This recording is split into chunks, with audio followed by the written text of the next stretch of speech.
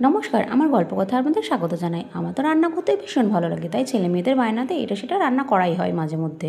কিন্তু আপনাদের সাথে তারা শেয়ার করা হয় না। আজকে ভাবলাম যখন টাইম আছে তাই চিকেনটা আপনাদের সাথে শেয়ার করি। প্রথমেই চিকেনটাকে ভালো মতো ধুয়ে নিয়ে সেখানতে লেবু আর তার সাথে লবণ দিয়ে ভালো করে মাখিয়ে রেখে দিয়েছিলাম যাতে জলটা ঝরে যায়। তারপর লবণ হলুদ দিয়ে ওটাকে মাখিয়ে রেখে কড়াইতে তেল গরম করে আলুটাকে ভেজে নিয়েছি। তারপর পেঁয়াজটাকে ভালো মতো ভেজে নিয়ে বেরেস্তা করে নেব।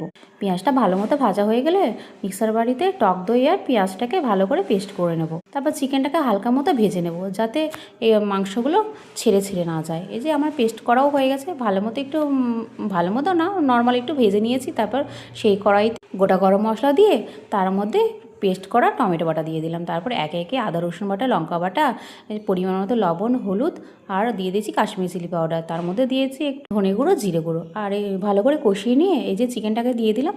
এটা ভালো করে নাড়াচাড়া করা হয়ে যাওয়ার পর এই যে বেরেস্তার পেস্ট করটাও এটা এর মধ্যে দিয়ে দিলাম। এটা ভালো করে কষানো হয়ে গেলে পরে খুব সুন্দর সেন্ট বেরোচ্ছিলো কিন্তু বেরেস্তার। তারপর আলুটাকে দিয়ে দিয়েছি। এই যে তেল ছেড়ে গেছে আমার, এটা কিন্তু অল্প তেল ব্যবহার করছি, বেশি তেল দিইনি। তারপর গোটা কাঁচা লঙ্কা দিয়ে দিয়েছি, জলটা দিয়ে দিয়েছি, গরম জলই দিয়েছিলাম।